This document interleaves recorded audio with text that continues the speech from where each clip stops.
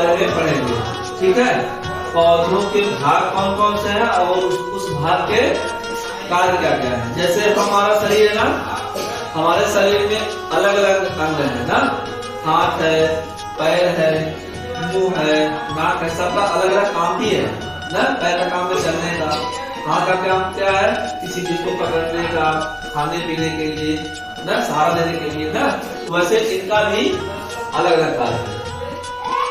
पौधे में मुख्य 5 भाग होते हैं। कितने भाग? 5। पहला जो है जड़, ये क्या है?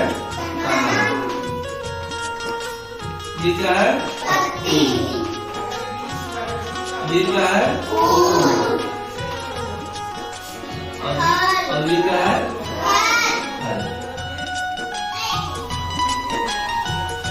ठीक, पौधे के मुख्य 5 भाग होते हैं, जड़, तना, पत्ती, फूल और जड़ का काम क्या है? अब ये तो भाग हो गए, उनके कार्य क्या है? जड़ के जो कार्य है, ठीक, यही हमारा तना पौधा है, इसमें देखो जड़ का कार्य क्या है? यह जमीन के अंदर, देखो जमीन के अंदर रहता है, जड़ ऊपर नहीं रहता ना, वह जमीन के अंदर रहता है। काम क्या करता है? वह मिट्टी को जकड़ के रखता है जिससे पौधा खड़ा रहे ना, पौधे को मजबूती प्रदान करता है ना। और तना का काम क्या होता है? तना जो है पौधे को सीधा खड़ा रखता है, तने से ही शाखाएं निकलती हैं, ठीक, और शाखाओं में ही पत्तियां, फूल और फल आते हैं, ठीक, शाखाओं में। ठीक है, तो अब जड़ का काम क्या है? जड़ जो है पहले तो काम जान गए, इसको मजबूती प्रदान करता है, जो है पौधे को जमीन को जकड़ कर रखता है और पौधे को सीधा खड़ा रखता है। और ये काम क्या करता है? जमीन के अंदर से जल और खनिज लवण, क्या क्या? जल, यहाँ से जल मिलता है और खनिज लवण मिलता है। ये दोनों जो है तना भेजता है, ठीक, जल जो है तना भेजता है, तना के माध्यम से जो है शाखाओं में जाता है, शाखाओं के माध्यम से पत्तियों में, और पत्तियां जो है सूर्य के प्रकाश से प्रकाश और अपने वातावरण से, कहां से? वातावरण से, अपने वातावरण से जो है वह कार्बन डाइऑक्साइड गैस ग्रहण करके भोजन बनाने का कार्य करती है, ठीक। और उसी जब भोजन बनाने का काम करती है उस समय जो है ऑक्सीजन गैस छोड़ती है, निकालती है, उसी को हम लोग जो है ऑक्सीजन के रूप में जो है तो अपना सांस लेने के रूप में उसको ग्रहण करते हैं हम, ठीक है। तो इस क्रिया को, जो भोजन बनने की क्रिया होती है, उस क्रिया को क्या कहते हैं हम? प्रकाश संश्लेषण।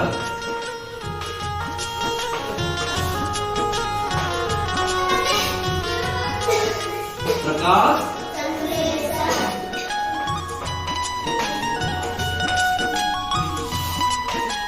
ठीक है, प्रकाश संश्लेषण समझ गए? प्रकाश संश्लेषण जल से जल और खनिज लवण तना में पहुंच जाता है, तना के माध्यम से शाखाओं में, शाखाओं के माध्यम से पत्तियों तक, ठीक, पत्तियों तक पहुंचता है और फिर सूर्य के प्रकाश से प्रकाश और वातावरण से कार्बन डाइऑक्साइड गैस इकट्ठा होके भोजन बनता है। इसी भोजन बनने की प्रक्रिया को प्रकाश संश्लेषण कहते हैं। समझ आ गया? एक चीज और, पत्तियों को एक चीज और कहते हैं, रसोई घर। जैसे हमारा घर कहाँ बनता है? किसी रूम में बनता है, इसको हम क्या बोलते हैं? रसोई घर। अंग्रेजी इसको किचन कहते हैं ना। तो वैसे इनका भोजन पत्तियों बनता है, इसलिए इनको भी हम रसोई घर के नाम से जानते हैं, ठीक। अब हम पढ़ेंगे क्या? वाष्पोत्सर्जन। प्रकाश संश्लेषण समझ आ गया? प्रकाश संश्लेषण समझ आया? अब हम पढ़ते हैं वाष्पोत्सर्जन।